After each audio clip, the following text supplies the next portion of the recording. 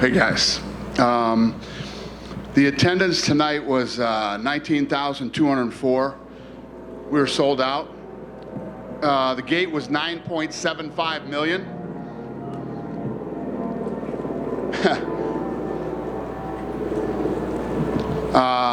The performance of the night went to Gomes and Duplessis, and then the fight of the night was Moreno and Pantoja. I know you guys are probably going to ask me about Hooker. He did break his wrist. His wrist was broken in the second round. And Moreno did break his hand in the first round.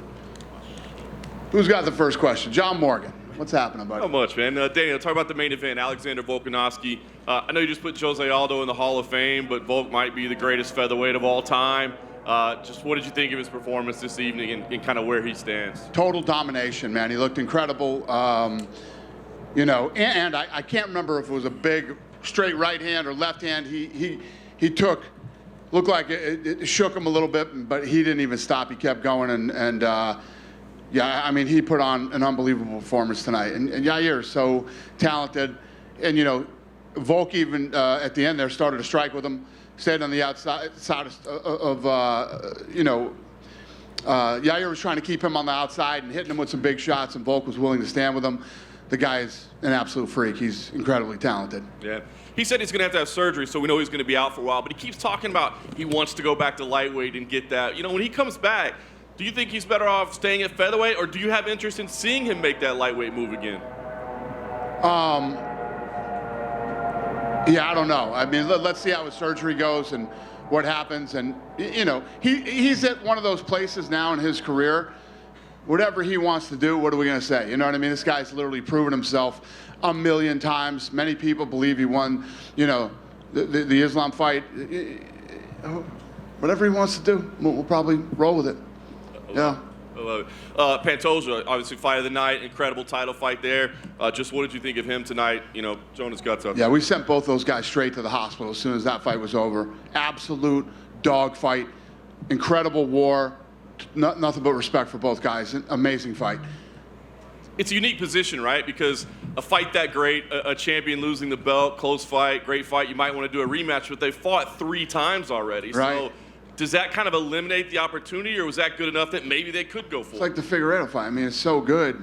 I don't know. I honestly don't know the answer to that question right now, but I don't think there's anybody on earth that wouldn't want to see that fight again. It was so good and so close. Yeah. Have to ask you about Israel Adesanya coming into the cage tonight. Dricus du Plessis, the big win. I guess the decision to bring him in, not something you do all the time. Well, there was a big debate over it. I didn't want to do it. First of all, what I don't like to do is when you have somebody like du Plessis who just, big win for him. You know what I mean? He just beat the second best guy in the world in that division. And then, you know, somebody's going to get in their face and get aggressive with him again after they just got done getting out of a war. But Adesanya and I had a debate over it, and he promised me that nothing crazy would happen, so we did it.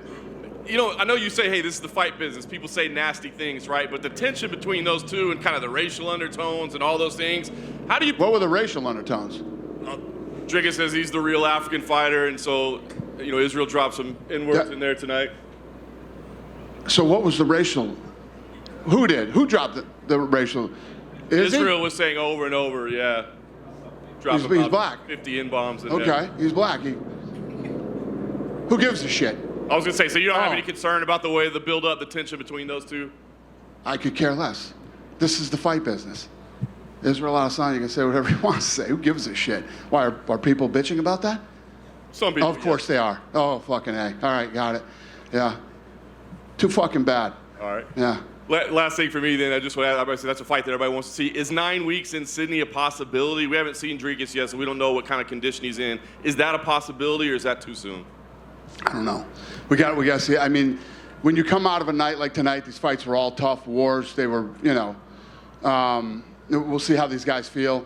And again, when you come out of a fight like this, you know, like Pantoja and Moreno and Duplessis, and you gotta give these guys a couple weeks to go home and relax and, you know, let their bodies heal and spend some time with their families. And it's just things that you just don't talk about right after the fight. Dana. Not that we haven't in the past, and you make a fight if a guy had a great night or what. Robbie Lawler, if he wanted to fight again, there you go. You know what I mean? But he retired, so. Dana, to your left. Yeah. Hey, Kev. First of all, I want to ask you, it seemed like this was one of the best cards in a long time, top to bottom, where you had a lot of incredible finishes and whatnot. Can you put it, maybe UFC 189 was another one of the cards. Is there any card that leaps to mind that compares to this one in terms of the amount of finishes? I don't know. Off the top of my head, I know we've had some great cards. Tonight was just like that. Everybody knew it was a great card. This whole week, International Fight Week, tons of great stuff going on. And I just think that you couldn't have topped off a great International Fight Week any better than tonight. The energy in the place was off the charts. The fights were incredible. These kids fought their hearts out tonight. The Robbie Lawler story, how it unfolds and how he, retires. And, it was the perfect night. It was awesome. Off the top of your head, again, a question, it's a tough question. You look at Moreno and Pantoja and say that might be fight of the year. It seemed to me, especially through 4 rounds, it was just an incredible fight. I don't disagree. And one of the things that listen, when you get like, I've been saying this for years, and I've been saying it leading up to this fight, the whole Mexico thing. When you get a Mexican from Mexico and they fight, the fan base is incredible. It's like England. It's like these other countries when they get behind their people. Ireland, whatever country you want to think about. It's fun when you have a real Mexican fighting in a fight. The crowd's incredible. It's electric, and I don't even know what the hell you asked me, but yeah. Was that fight of the year in your opinion? Oh yeah. I don't know. Yeah, it was up there. It was a great fight. Yeah, I want to ask you about Volkanovski. Obviously, you said before he was tremendous and he's good. He seems like he's good in so many areas. Lene told me the other day when she mentioned there was 140 media people. He thought he had 100 more interviews to do, right? And he's the kind of guy that seems like he does good work in every area of his responsibility. I wonder if you could just kind of comment on sort of him as not just a fighter, but as a company man for you guys. Well, it's that whole team that he comes from. When you look at Israel Adesanya is ready to fight anybody, anywhere, anytime. Him and Pereira had that back and forth for a long time. He didn't care. He wanted to fight him. Volkanovski's willing to fight anybody. When you look at Volk, every guy he fights, reach and the size and reach advantage that everybody has on him. He doesn't care. He's a savage. He gets in there and he handles his business. Hooker tonight breaks his wrist in the 2nd round. I didn't even know. I had no idea. Rogan and those guys must have heard him in the corner. That whole team is badass. Yeah, he told Mark Smith, he said, if you raise my hand, if I win, raise it gently because my wrist is hurting. He goes, I think he said he broke his elbow, is what he had told Mark Smith. Got it. That's pretty crazy. One last thing, do you think Volkanovski is one of those guys that will be appreciated more when he's gone, right? Because he's not flashy at anything. He's good at everything, but he's not flashy at everything. Where you had Anderson Silva was, like flashy knockouts and everything. Volk seems like he just gets the job done, no matter what the area is. And do you think when he's retired and we're looking back on his career and debating whether it was him or Max Holloway or Jose Aldo as the GOAT of that division, that we'll appreciate him more later than maybe he gets now? I think that's usually the case with all athletes that are great during their era. I think the same about John Jones. I don't think John Jones is appreciated the way that he should be appreciated, and definitely Volkanovski is one of those guys. But when you look at our business, Australia and New Zealand are a big part of our business as far as pay-per-view goes, and Volkanovski is definitely a big star. So, yeah, I don't know the answer, but yeah. Dana, over here, other side. Yeah. What went into the thought to give Robbie that tribute video? Because we've had fighters like Shogun and Frank Edgar announce their retirement before their fight, and they didn't get the video. Well, I don't think we've ever really confirmed that somebody was retiring or whatever. Robbie and I have had several conversations. He's done. There's no whatever, and so we did it. Can you think of another? Like, obviously Amanda just happened, but to Robbie Lawler. And thank God we made that video because we still had 25 minutes left on ABC. So, thank God.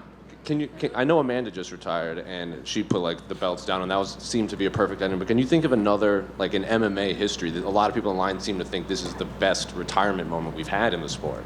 Yeah, those are 2 really good ones. I don't know. I don't know. And the big question was, after that quick knockout, is he really done? Did you guys talk to him already? Yeah. Yeah, he was like at 2 o'clock today, he knew he felt great, felt better than he's ever felt. And, he was feeling it today, he told me, so. Well, according to Conor's Twitter, Robbie Lawler is probably going to fight again by the end of the year. According to Conor's Twitter, Robbie's what? Conor tweeted that he thinks Robbie's going to fight again by the end of the year. We've had a lot of conversations leading up to tonight, and then we've talked 3 times tonight. Yeah. He won't. Yeah, Robbie said he's done. Yeah, he won't. What did you make of Bo Nickal's performance? Another quick finish. Yeah, I mean, he's a wrestler. Let's start there. He fought a kid, real kid, 7-0. Took him on short notice without getting to study him and train for him. And this kid's got knockout power. And Bo looked damn good tonight. Every time this kid fights, he looks better and better. At what point do you just have to start throwing him into these? Because he's had so few fights, but he's putting away these people that have the same amount of experience of him, but he's putting them away in under a minute. At what point do you just throw him into the top 15? He fought a kid tonight that was 7-0. What were you, throw him in a guy with 30-0? I mean, when you look at the way fights are made in boxing, this kid's already, way ahead of the game. Yeah, he even said that he's surprised at how fast he's gone here. Yeah. There's no hurry. Right. He's young. He's only got a few fights. But the reality is, too, I'm trying to remember off the top of my head, but when we brought Cain Velasquez in. He was like 2-0, 3-0. Yeah, something like that. Maybe 3 or 4-0, but so who knows? A couple unrelated to this fight card. Kamaru Usman was in here, and he said he still wants to fight Hamzat at 170 pounds. Have you talked to him at all while he was in town? No, we have not talked. What do you do with Islam now? Because Alex said that he might have to have surgery on his arm. Charles did an interview earlier this week at UFC X saying that October might be too soon for him. So looking at that top 15, Gaethje and Poirier obviously fighting in a couple weeks, who do you give him for Abu Dhabi? Yeah, I'm going to announce Abu Dhabi real soon. No Abu Dhabi stuff because they want to coordinate with us when we do it, but we'll have the announcement on that card soon. Hey, Dana. Yeah. Going back to Robbie, he's the final fighter in the UFC who ever fought for Pride and one of like a couple who fought for Strikeforce. It's an end of an era in that regard. In hindsight, those purchases that you guys did of those 2 companies, how valuable have they been to the UFC? Massive. I mean, at the time, when you looked at the number that we paid for Pride at that time, it was a massive number. But if you look at the fights that we've made, the guys that came over from Pride and all the fights that were made, it was one of the greatest deals of all time. And other than buying the UFC for $2 million. Yeah, and we had Juliana Pena and Raquel Pennington both here tonight, and they're beating the drum to get that vacant title fight that Amanda left behind. Have you put any thought towards what you're going to do with that 35 belt? We're working on some stuff right now.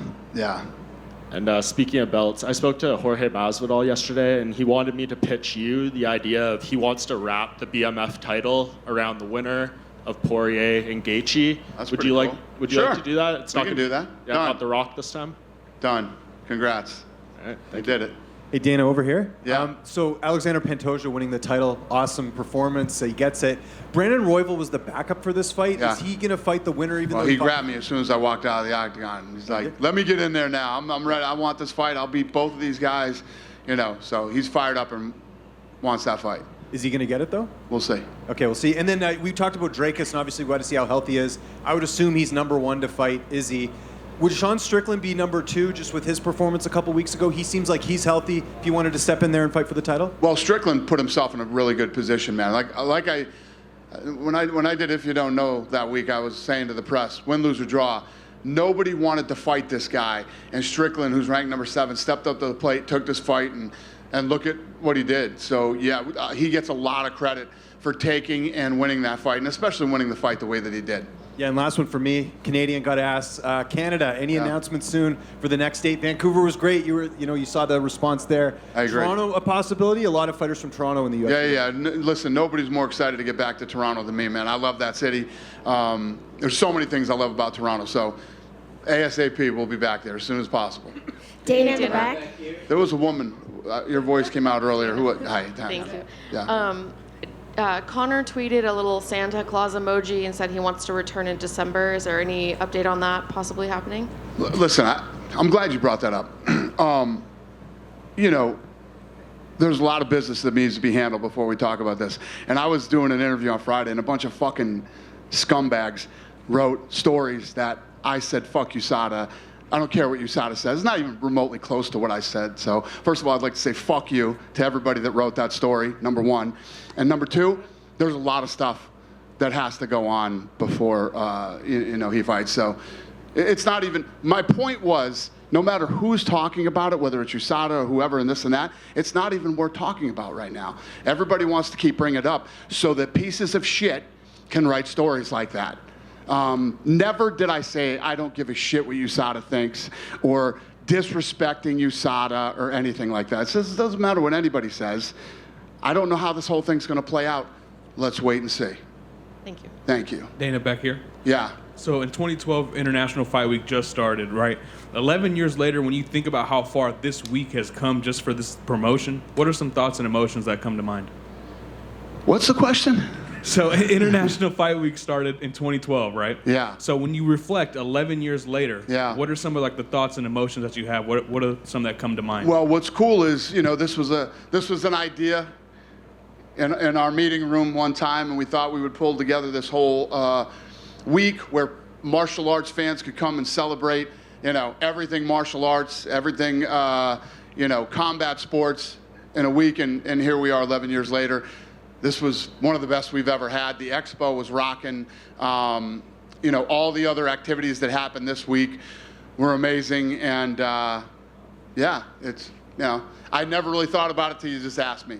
It's awesome. Thank you. Yep. Yep. Right over here. Yep. How you doing? Good. So I just want to go through the emotions that you went through this weekend, especially at the Hall of Fame.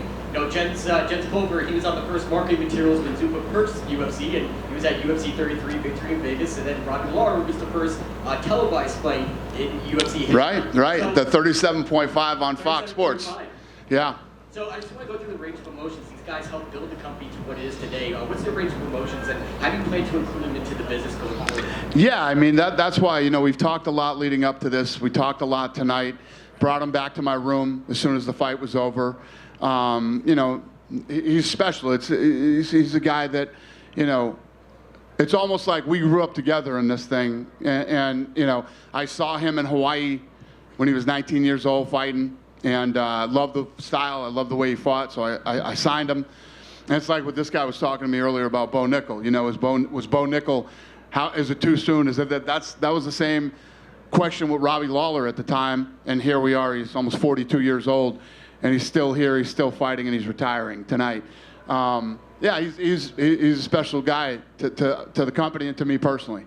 Awesome. And Val came in on short notice. Came in during a pinch. Like, will you continue doing business with Val? Have him on the roster? Hey, who's that? Val, guys, the person that fought Bo Nickal. Oh yeah. What about him? Is he going to stick around? He took the fight on short notice. We'll absolutely give him another fight. Kid came in and, you know, yes. Okay. Yeah, I like him too. He's a great kid. Yeah, and one more question for me. What were the standouts, like for you, watching all the fights from the early prelims all the way up to the top of the card? Who were the standouts to you? And I mean, everybody stood out tonight. It would be completely unfair if I look at this whole card and think about who stood out. I mean, there were a lot of standouts tonight. You know. Yeah. I mean, I don't know who I'd pick and say, oh, this guy was the guy, or this girl was the girl, which was an awesome fight too. Big upset there. That would stand out. The card was awesome. You couldn't ask for a better card, especially to top off International Fight Week. Congratulations. Thank you very much. Thanks, brother. Dana? Yep. This is one of those cards where a bunch of finishes. Is this going to be one of those cards where you give out a lot of locker room bonuses, those infamous locker room bonuses? Yeah. I was surprised that none of you said to me, how does Robbie Lawler not get the bonus going on? Don't worry about Robbie Lawler. Robbie Lawler's going to be just fine. Yeah, we'll take care of Menifee. I mean, you know, yes. The answer is yes. I don't have to go through the roster, but yes. I mean, was it a thought to give everybody $50K, just one of those cards where you give everybody a bonus? The whole card, $50K? Yeah. Hey, Go work for this guy. This is the guy right here. Yeah. And then just did Dan Hooker and Jalen Turner have the fight of the night before Brandon Moreno? Yeah, 100%. I actually, like I told you about how everything works in matchmaking, we had that little debate, and I was saying, what about the Turner Hooker fight? And Sean felt like, you know, there was more at stake in the main event, and, you know, two of the best guys in the world, and, you know, Sean won. Jack Della Maddaleno is in Vegas. He obviously didn't fight tonight. He wants to fight next. He wants to fight next week in Vegas. Is that a possibility? I love it. Well, first of all, you know how I feel about that kind of stuff. Yeah, I love it. We'll see. Yeah, I love it. And then finally for me, there was a video of John Jones in Vegas. He was at Jorge Masvidal's thing. He was taking shots. Like, does that kind of get you worried? Listen, he's a grown man. He can do whatever the hell he wants. I always say this, John, more than 12 hours in Vegas is usually probably not a good idea for John. Yeah, I don't know. Listen, John has done very well for himself. He's been through a lot of shit. He's made it through. I don't know whose idea it was to keep John here for days, but Hunter, was that your idea? Well, here we are. I'll plead the fifth on that, sir. Thank you, Dana. Thank you. In the back. Yep, yes, ma'am. Way back here. Josiah Harrell was supposed to be on this card tonight. We see a lot of what happens on television and during press conferences, but behind the scenes, there's a lot of health and safety protocols. How important is that for this organization, and how do you feel that you go above and beyond what other organizations are doing in terms of making sure those health and safety protocols are in place? It's everything to us. It's the most important thing in this company, and we.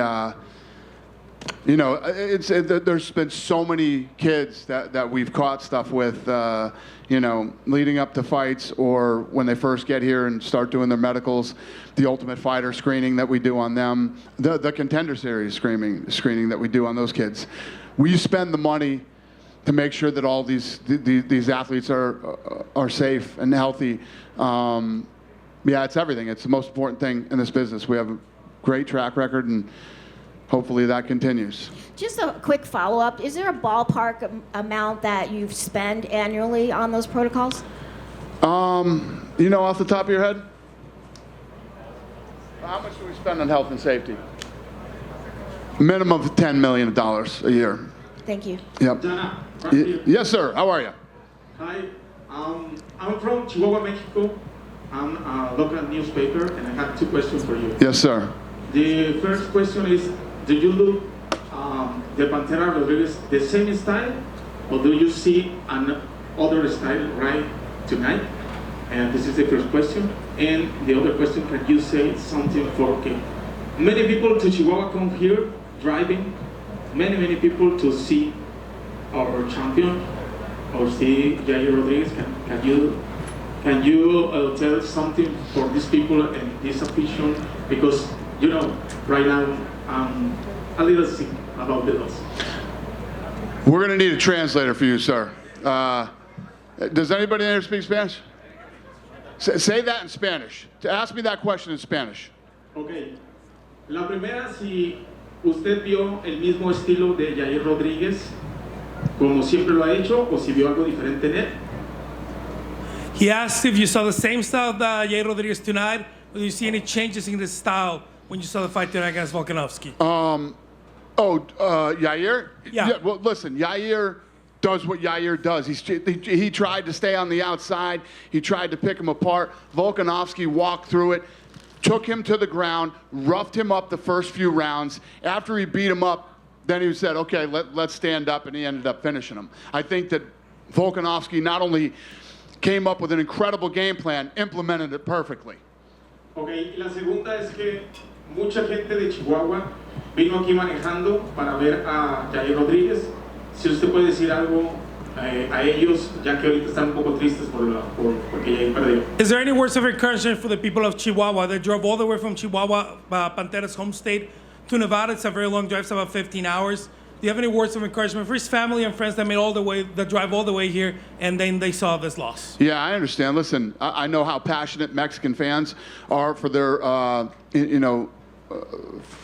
for their athletes. They're one of the biggest supporters in the world of their own people. It's one of the many cool things that I love about Mexico and the Mexican people.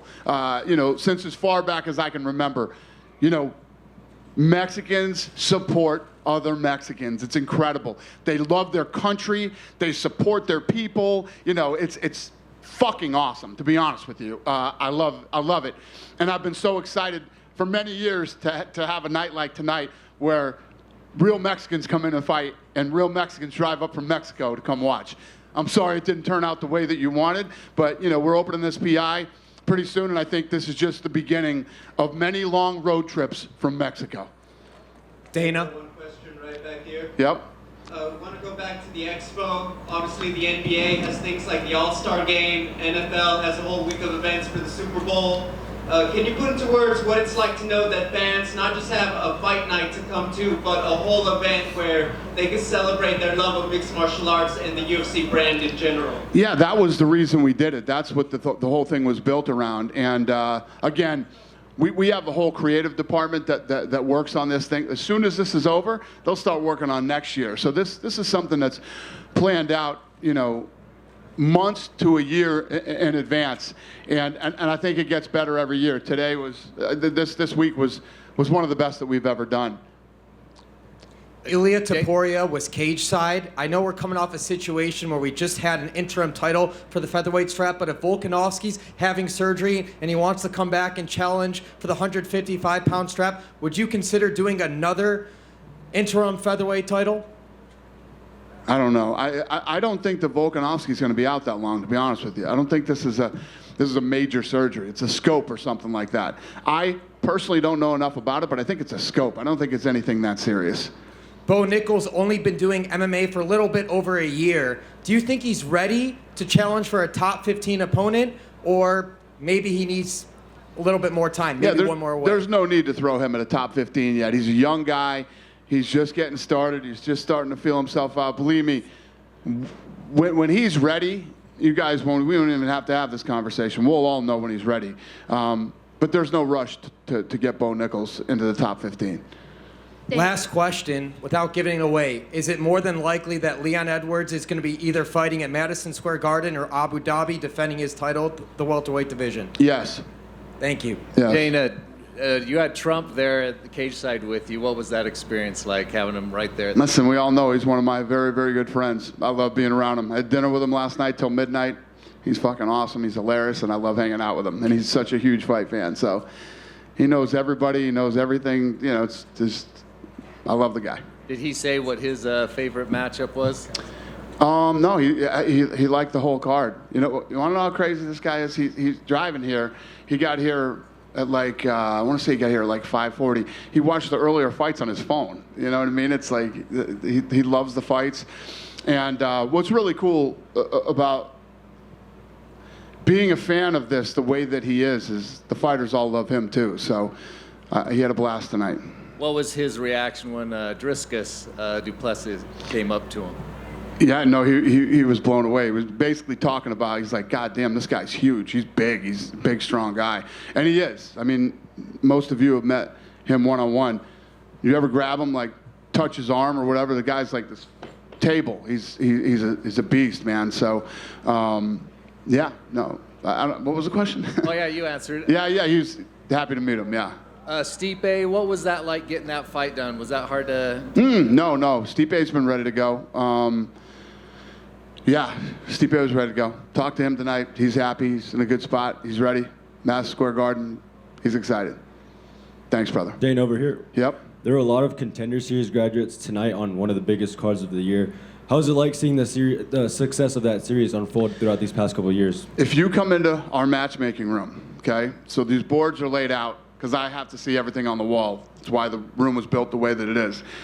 And there's red stickers by some of the fighters, and there's blue stickers by the other. The red came from Tough, the blue come from Contender Series. the entire wall now. I mean, when we have a fight, you're talking half the card are guys from the Contender Series. I love the Contender Series. It's one of the best fight shows on television ever, and I can't wait for it to start up again here. I love that show. Are you looking to take it internationally? Well, it is internationally. Well, like maybe do some Contender Series outside of the U.S.? Nah, I like driving right across the street. Fair enough. Right, Dana? Yeah. Ilia Topuria, we didn't see you at UFC Jacksonville. What did you think was his last performance, and how close is he to a title at featherweight? Yeah, I mean, obviously, you know, every Tuesday we talk a lot about him now. And I had never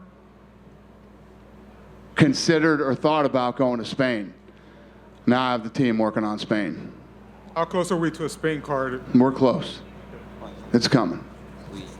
Yeah, Dana, just here. You Hi. talk about Leon and Colby. Leon, of course, is in town. Have you managed to speak to him at all? And would that fight make most sense in MSG? Somebody just asked me that. It's MSG or Abu Dhabi. One of those. One of the two. And have you managed to catch up at all with Leon? We are very dialed in with Leon. Yes. Okay, thank you. Thank you. Yes, sir. Dana, right in the middle. Talking about Tough, with the Chandler getting the first 6 wins right now, do you think, would you have rather have changed up the style of Tough at all during the season? And why is that? No, I'm just talking about like with the contenders, like guys have already been in the UFC, and then do you think you would rather, looking back at it, have like one side beat all of the older guys and then one side beat, or split them up instead? With the what? They're 6-0 right